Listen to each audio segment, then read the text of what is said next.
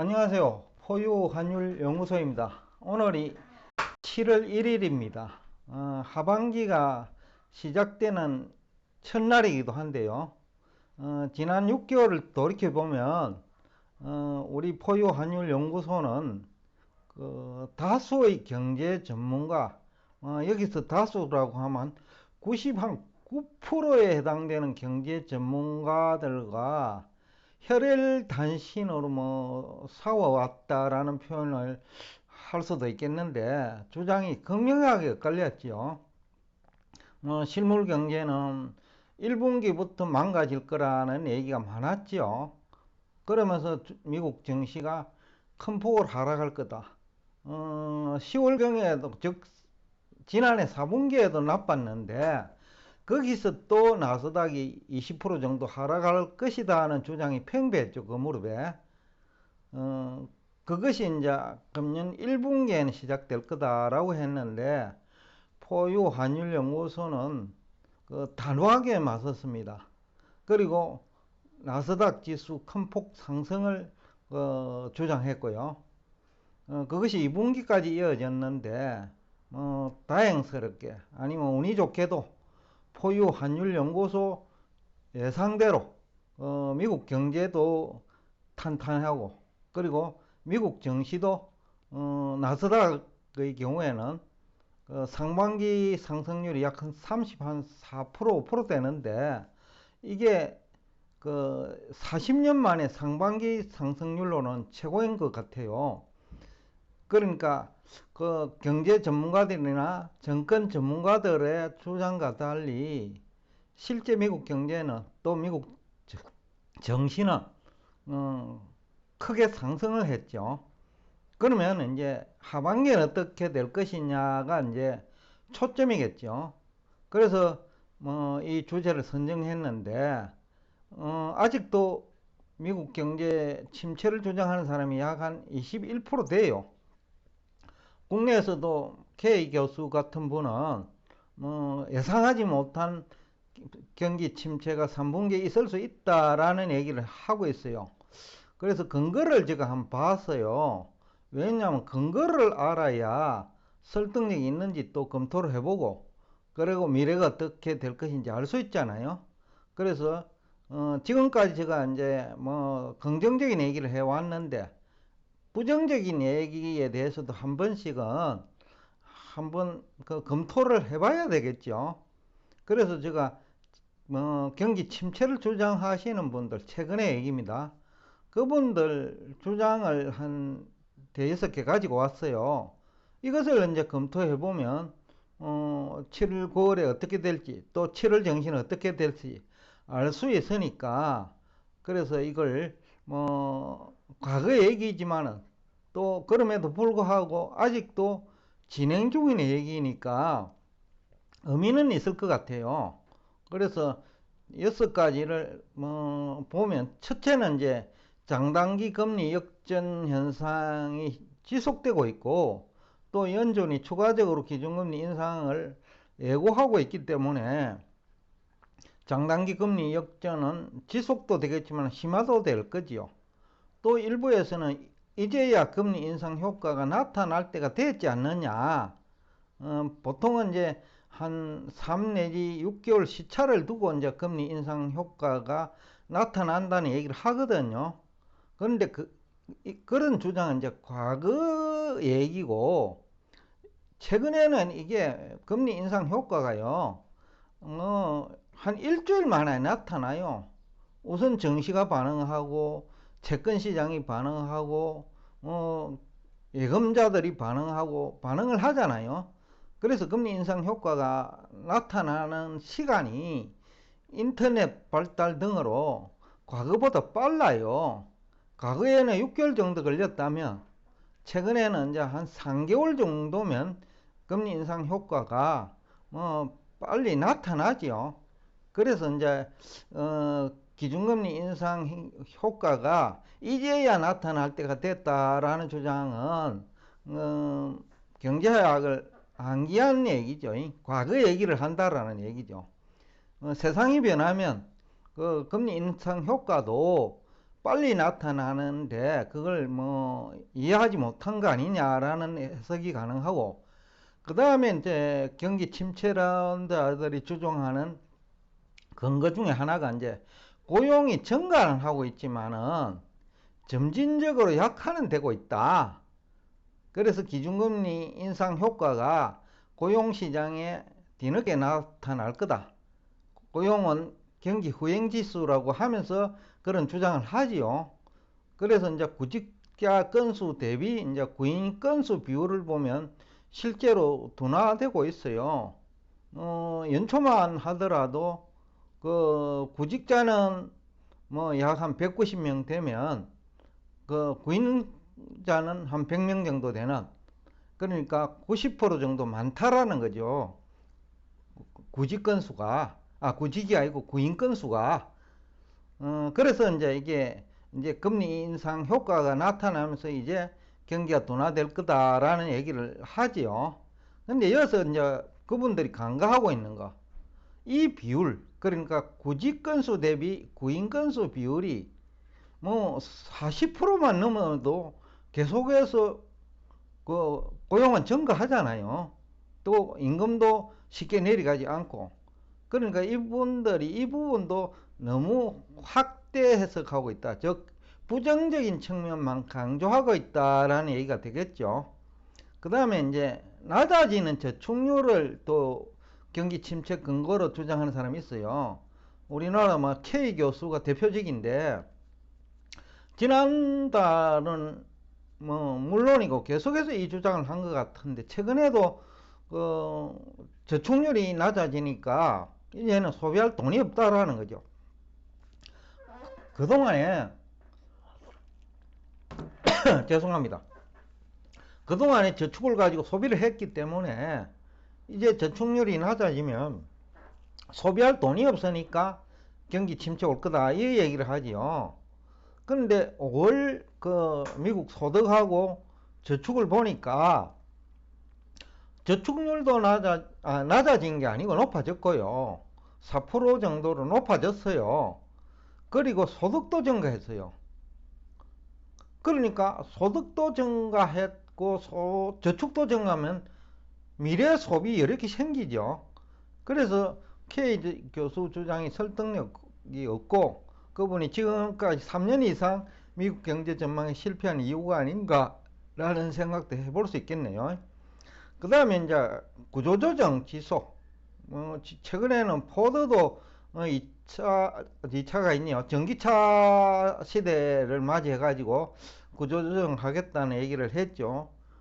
다른 분야도 시대에 거슬리는 뭐 산업들 많을 거예요. 금융회사도 좀 그런 부분이 있을 거고, 구조조정이 있을 거예요. 한국도 제가 볼 적에는 정권회사 구조조정이 뭐 연말경에 있지 않을까 생각하고 있어요. 다 실패했으니까요. 시장 대응에 실패하면 결국은 고객이 떠나고, 고객이 떠나면 해당 금융회사는 구조조정이 필요하지요. 그래서 대응하지 못하고 전망에 실패하는 뭐 구조조정 대상 기업이죠. 이런 뭐 기업들은 적지 않을 거예요. 미국도, 한국도 마찬가지고요. 그리고 또 하나의, 또 그렇다면 이제 그 구인난이 감소해야 되는데, 아직도 구인난은 구직보다는 50% 이상 높거든요. 그러니까 크게 문제될 건 없다라는 거죠. 그래서 이게 구조조정을 근거로 침체될 거다라는 얘기는 또 설득력이 없고, 또 주식시장은 구조조정이 장기적으로 호재예요.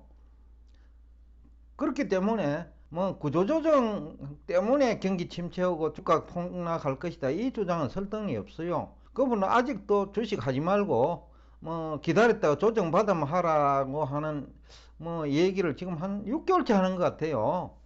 그러면서 일부 종목 추천하니까 앞뒤가 안 맞는 거지요. 경기 침체가 오면 주식을 하지 말아야지, 경기 침체 주장을 하면서 뭐 일부 종목은 해도 된다라는 이런 이율배반적인 주장은, 뭐 여러분은 어떻게 생각하는지 모르겠지만은, 침체가 오지 않고 뭐 연착륙 정도라면 뭐 주식 중에 되는 주식이 있어요.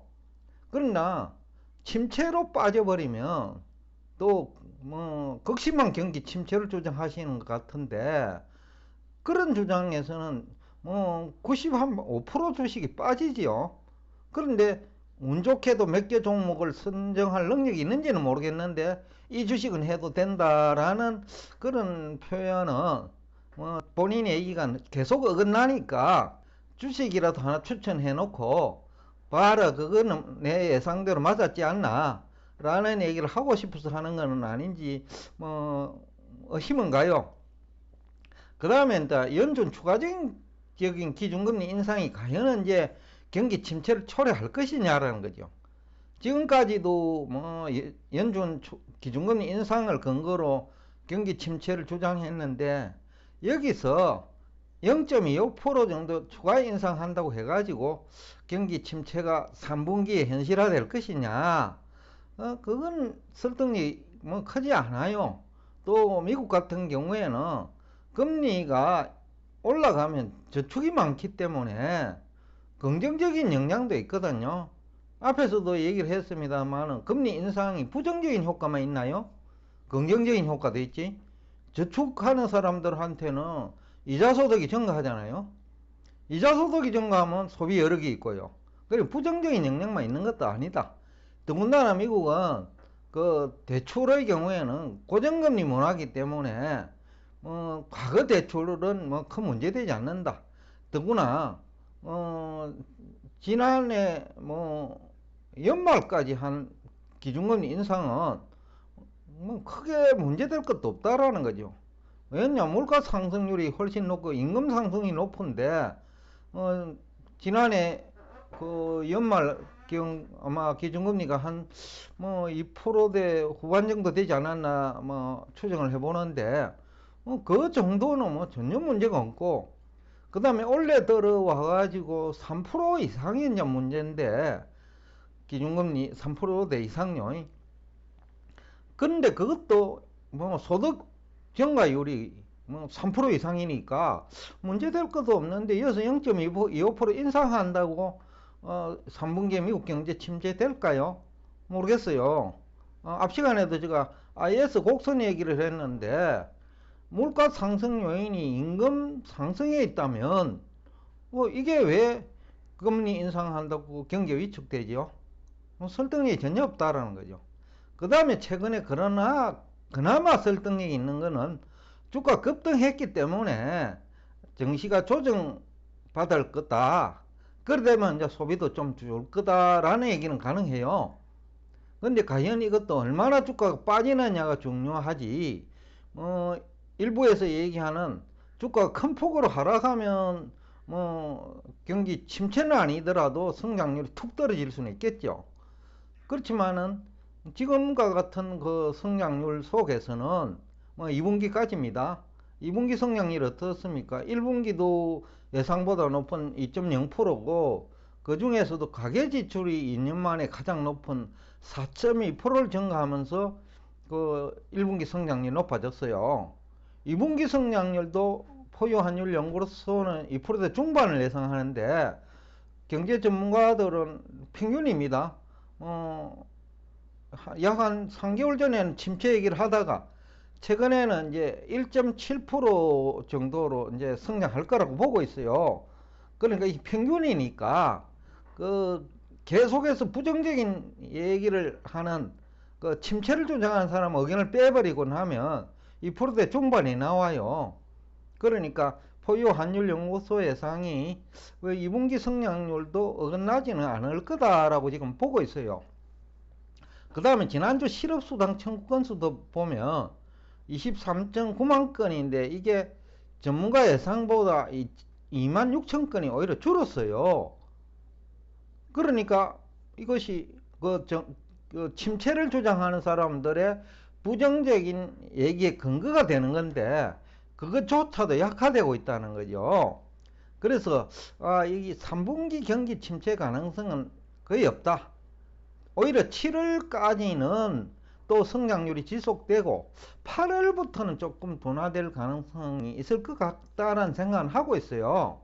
그래서 주식시장도 7월 뭐 중순까지는 지금과 같은 추세가 그, 지속되지 않을까. 그러니까 7월 중순까지는 미국 증시가 충격을 받을 만한 그거는 없다. 기준금리 인상을 2.5% 정도 하더라도 근거는 또 7월 증시가 그렇게 나쁘지 않을 것으로 보는 근거는 간밤에 이제 미국 증시가 특히 나스닥이 급등했어요. 기술주가. 그런데 그것이 이제 PC 물가가 이제 상당히 이제 그 예상보다 낮아졌어요. 이제는 3.8%. 그러니까 지난해 동기부에 3.8% 상승했으니까 지난달 4%대에서 4.3%일 겁니다. 근데 이제 3.8%까지 내려왔으니 많이 낮아졌죠. 근데 3%대 이 물가는요, 미국 증시의 호재라고 보고 있습니다. 제가 2021년 그 10월에도 그때도 경기 논쟁이 많았어요. 미국 주가 큰 폭 빠질 거라는 얘기 많을 때도 3%대 물가가 오히려 미국 증시를 밀어 올릴 거다라는 얘기를 했거든요. 2021년 4분기입니다. 근데 지금은 이제 미국 물가가 PC입니다. 근원 물가인데 3%대 들어왔어요. 이거는 호재 성격이 강하다고 봅니다. 적당한 물가 상승은 GDP 성장 요인이거든요. 왜냐하면 GDP 산출이 가격 곱하기 산출량인데, 즉 생산량인데, 가격이 3.8% 정도 올랐다는 얘기하고 똑같거든요. 그러니까 생산량이 조금 줄더라도 그 GDP는 줄지 않는 거예요. 또 기업 이익도 마찬가지고, 증가시키기 좋은, 즉 소비자들에게 기업들이 그 생산 원가 상승분을 증가시키기 좋은 그 물가 상승률이 3%대라는 거죠. 그렇기 때문에 기업 이익에도 긍정적인 영향을 미치기 때문에 7월 증시가 그렇게 나빠 보이지는 않는다. 7월 증시도 추가적인 상승 여력까지도 있다라는 것이 포유 환율연구소 생각입니다. 최소한 7월 중순까지는 지금보다 더 추가적인 주가 상승도 있을 수 있다. 물론 매일매일 오르진 않겠지만 오르락내리락 하면서 추세는 7월 중순까지는 최소한 지금에서 행보하거나 추가적인 상승도 배제할 수 없다. 지금까지는 빅테크 중심으로 주가가 상승을 했다면 이제는 그 빅테크가 아닌 항공도 있을 수 있고요. 여행 수요가 있잖아요. 그런 측면에서도 우리가 그 지금까지 오르지 못한 주식, 그리고 지금까지 주가가 오른 덕택에 소비가 일어나니까 그런 부분, 여행도 마찬가지고 또 건강도 마찬가지겠지요. 그 다음에 취미생활도 있을 수 있고, 그죠? 여러 가지 이제 분야에서 또 혜택을 보는 기업이 있기 때문에 빅테크 쪽에서 이제는 미국 주가 상승이 좀 확산되는 시간이 7월 증시가 되지 않겠느냐. 최소한 7월 중순까지는 지속될 거로 보고 있어요. 그런 측면에서 7월 증시도 그래 나쁘지 않다. 최근 한 2주 됐는지 모르겠는데 일주일 이상 됐네. 일주일 정도 됐는 것 같은데 어떤 지인하고 얘기를 하면서 7월 중순까지는 문제 없다. 그분이 미국 항공주 주식을 가지고 있더라고요. 그래서 그거 가지고 있으라고. 여행 수혜도 크게 증가하니까 미국 이제는 그 빅테크 중심에서 이제는 그런 항공주라든지 여가 관련 그런 쪽에 주가가 좀 반등할 때가 됐다. 그러니까 7월 중순까지 지수도 오를 큰 문제도 없고 추세는 상승 추세가 지속될 테니까 너무 걱정하지 않아도 된다는 얘기를 했는데 그분 그래서 지난번 조정을 잠시 받을 때도 매도하지 않아 그냥 가지고 있어요. 일본에서도 디즈니 그 주식을 가지고 있더라고요. 그러니까 그것도 괜찮을 것 같고요. 여하튼 7월 증시가 미국도 일본도 한국도 그렇게 나빠 보이진 않는다. 최소한 7월 중순까지는 문제없다. 다만 지금까지 많이 올란 주식이거나 그 다음에 영업 실적이 수반되지 않는 상태에서 주가가 올란 기업들 많아요. 그거는 미국도 한국도 마찬가지예요. 그런 주식은 조정을 받을 수 있겠죠. 여튼 오늘 보유환율연구소의 7월 증시 전망은 중순까지는 최소한 어둡지 않다. 주가가 큰 폭 오르고 거품 논쟁이 있는 주식은 조정을 받을지라도 여태까지 소외된 주식 중에서 저평가된 주식 많다. 그런 주식은 또 주가 지수 하락을 막을 수 있는 역할을 할 것이다 라는 얘기를 하면서 오늘 여러분과 대화를 여기서 끝내겠습니다. 오늘도 끝까지 경청해 주셔서 대단히 감사합니다.